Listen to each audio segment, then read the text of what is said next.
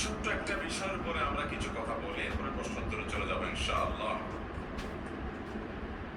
আল্লাহর কাছে একজন ঈমানদারের দুনিয়াতে সবচেয়ে বড় চাওয়া হলো সুখে শান্তিতে দুনিয়ার জীবনটা পার করতে পারা। আর আখিরাতে আল্লাহর কাছে সবচেয়ে আল্লাহ তাআলা যেন আমাদের গুনাহগুলো মাফ করে আমাদেরকে পরিচ্ছন্ন করে দেন, মুক্ত করে দেন, আমরা যেন আখিরাতে নাজাত পেয়ে যাই, আল্লাহ যেন আমাদের মাফ করে জান্নাত দিয়ে দেন। এটা হলো আখিরাতে একজন ঈমানদারের সবচেয়ে বড় চাওয়া। দুনিয়াতে ঈমানদারের সবচেয়ে বড় মুসিবতের বিষয় যেটা তার আখিরাতকে ধ্বংস করতে পারে তা হলো তার পাপাচার, অপরাধগুলো, গুনাহগুলো।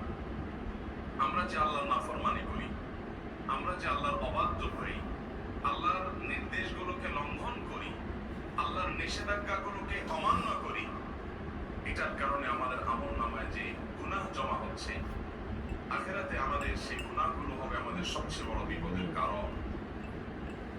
আল্লাহ রাব্বুল আলামিন আমাদের সবাইকে জীবদ্দশাতেই প্রতিটা পাপ, প্রতিটা অপরাধ, প্রতিটা গুনাহ এটা আল্লাহর কাছ থেকে মাপ পাইয়ে আল্লাহর কাছ থেকে এগুলোকে ক্ষমা করার পর তারপর দুনিয়া থেকে যাওয়ার তৌফিক দান করুন। বাবারা, দুনিয়া থেকে গুনার বোঝা যদি মাথায় নিয়ে যায় আর আখিরাতে আল্লাহ যদি এই পাপ অপরাধগুলো বিচারের মুখোমুখি করেন, শাস্তি তো পরের কথা, শুধু বিচারের মুখোমুখি যদি করা হয়, শুধু যদি জিজ্ঞাসাবাদের মুখোমুখি করা হয়, কিয়ামতের ভয়াবহতম দিনে পরিস্থিতি কেমন হতে পারে। দুনিয়ার বিভিন্ন মানুষ যখন অপরাধ করে তার যখন বিচার হয়, এমনকি অনেক মানুষ নিরপরাধ থাকা সত্ত্বেও অভিযুক্ত হয়ে তার বিচার হয়, বিচারের কাঠগড়ায় যখন মানুষ দাঁড়ায়, তার বিচারে কি হবে, তিনি কি খালাস পাবেন না শাস্তি হবে, সেটা পরের বিষয়। কিন্তু একজন মানুষ যখন গ্রেফতার হয়, বিচার করার জন্য আইনজীবী থাকে, উকিল থাকে, আত্মীয় স্বজন থাকে, টাকা পয়সা থাকে, বিচারকে ম্যানেজ করার লোক থাকে, দলিল-আদিল্লা পেশ করার ব্যাপার স্যাপার থাকে, বিচারের চোখে ফাঁকি দেওয়ার কোন রাস্তা থাকে, আরো কত উপায় থাকে। এরপরও মামলা মোকদ্দমার কাছে পড়ে যায়,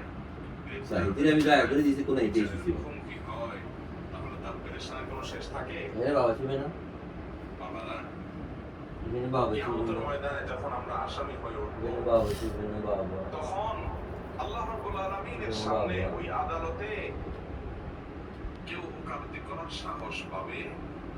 কোনো ওকালতি চলবে না ভাই।